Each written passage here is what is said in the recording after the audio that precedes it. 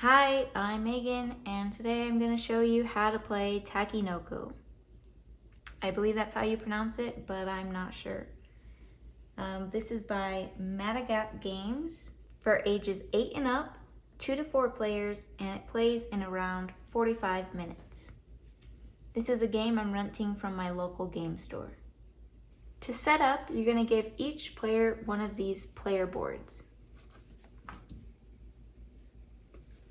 I'm going to set up for a 2-player game. Then you're going to place this pawn tile in the center of the table so all players can reach it. And place the panda and the gardener on that tile.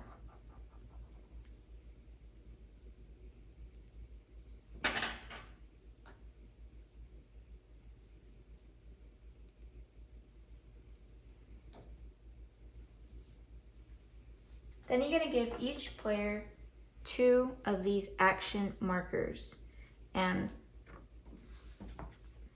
this is the symbol for their action marker.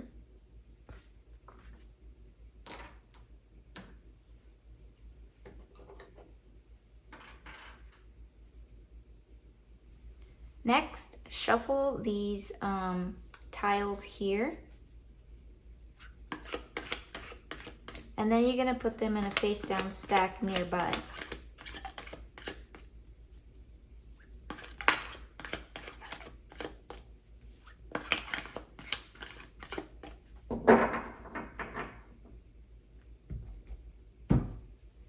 Then you'll need the weather die, the improvement tokens, the irrigation channels, and you're going to take these player cards and shuffle them up, but you first need to divide them by their color. So I take all the blues and we're going to shuffle those.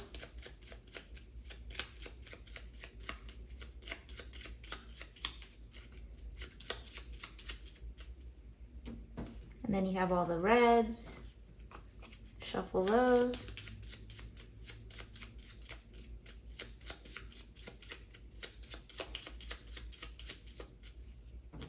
And the purples.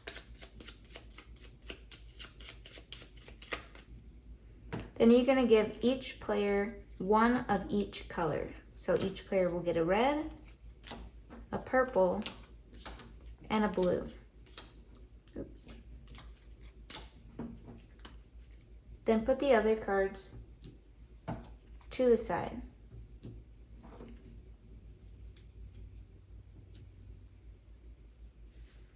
You'll want to keep these cards secret. Then you'll need the bamboo pieces. I'm going to leave them in the box here and just have the box nearby so all players can reach it, or have it nearby so one player can hand them out to the others. So I'm just going to put that box off to the side. And that is everything for setup.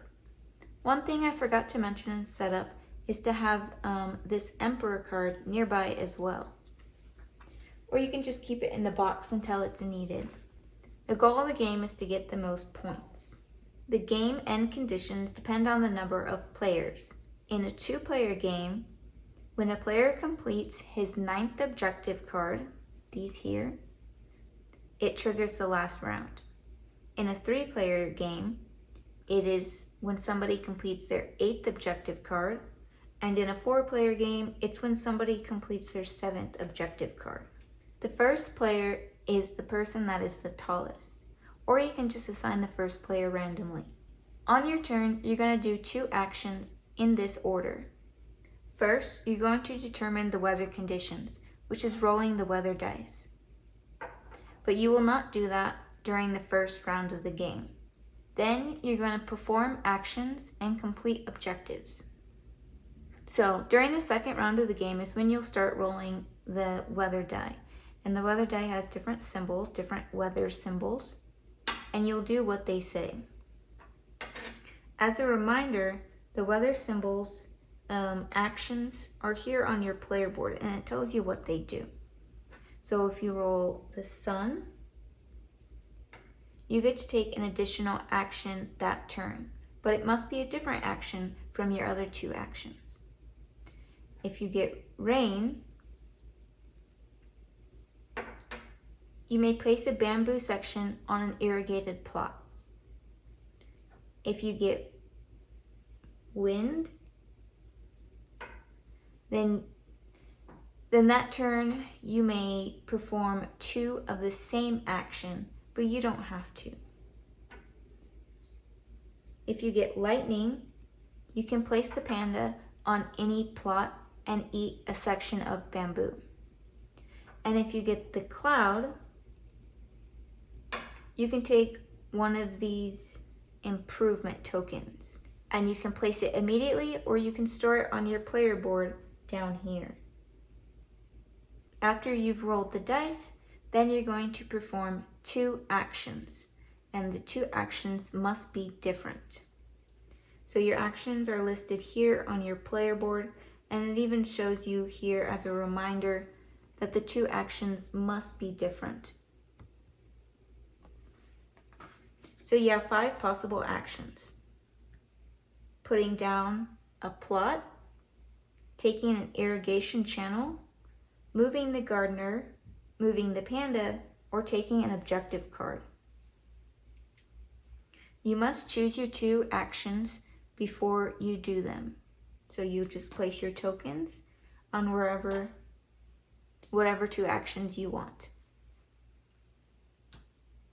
And you can perform the actions in any order. The first action you can take is drawing plot tiles and placing one. So you take the top 3, choose one, place it, and put the other 2 at the bottom of the stack. When placing plot tiles, they must be touching the pond tile,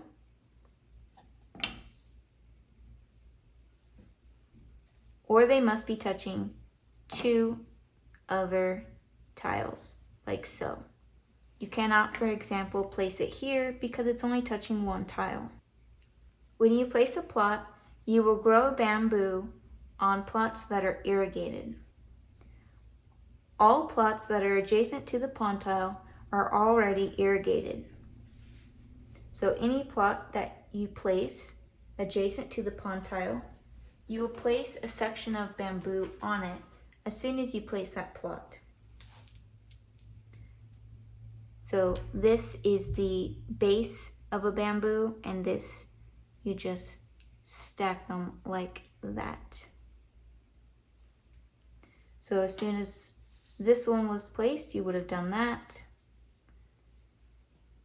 And again, for the yellow and the pink, you would have placed one there. And the green, you would place one. But this yellow is not irrigated. It is not touching water, so it does not get a bamboo. The next action you can take is taking an irrigation channel. You can place it immediately, or you can save it for a future turn here on your player board. When you're placing irrigation channels, they must start off by touching a corner of the pond tile, like so, and it goes in between 2 plots.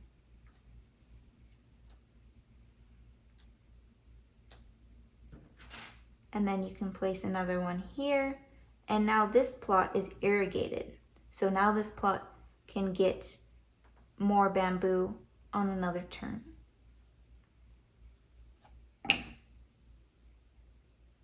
You cannot place an irrigation channel here like this because it is not touching the pond tile. So you would have to place one here first, and then you can place one here to irrigate this plot. Another action you can do is moving the gardener. The gardener moves only in a straight line as far as you want, but it cannot jump over empty spaces. When placing bamboo, I should mention that you're only placing the matching color bamboo to the plot. So pink would get pink bamboo. So the gardener, you can move the gardener in a straight line as far as you want. So I can move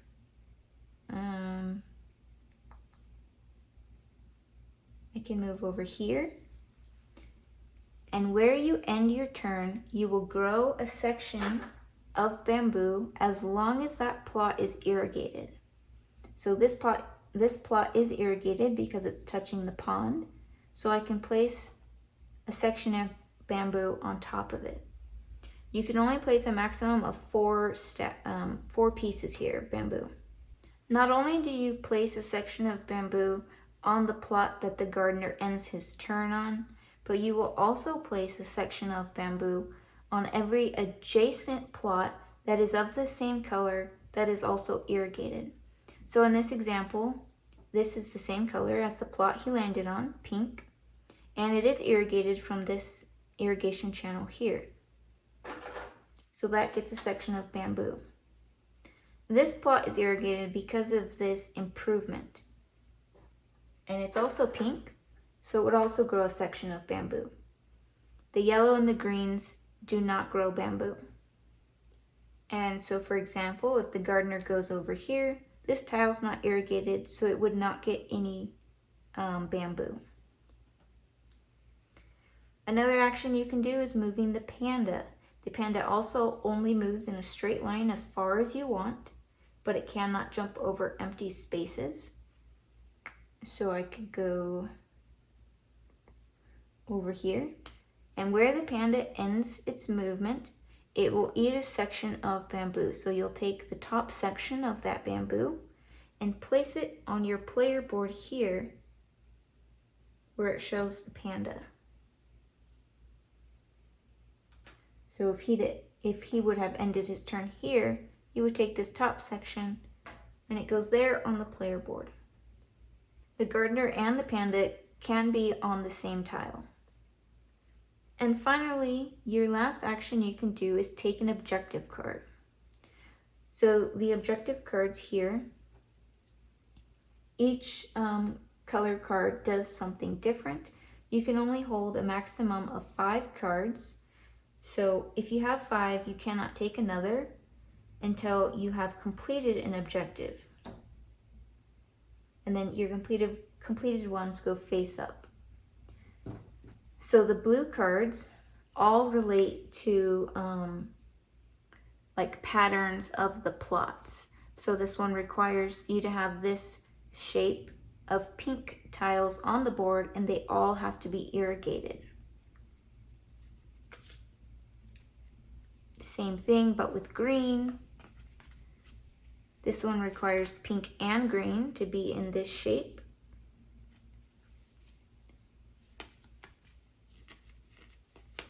So that's how the blue objective cards work.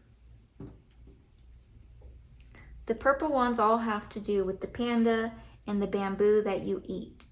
So it has to do with the bamboo that you collect here on your player board. So this one requires you to have 2 greens. This one requires you to have a green, a pink, and a yellow. So those are all pretty much how it is, either 2 or 3.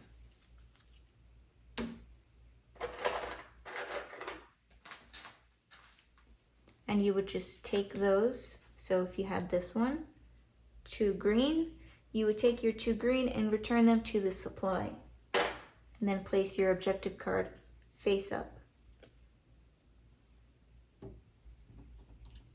And the reds all have to do with bamboo stacks. So this card requires a stack of 4 yellow on top of this improvement. So it requires to have a stack of 4 yellow on a tile that has this improvement symbol. This one requires the same thing, but pink on one of these improvement plots. This one requires a stack of 4 on a plot that does not have any improvements on it. This one requires 3 stacks that are 3 high of yellow. So that's how this one requires 4 stacks, 3 high of green. So that's how those objective cards work. These ones tend to be worth more points than the other ones. So once somebody has completed the correct number of objective cards according to player count, that triggers the end game, and each player will get one more turn. The person who triggers the final round will get this Emperor card, which is worth 2 points at the end of the game.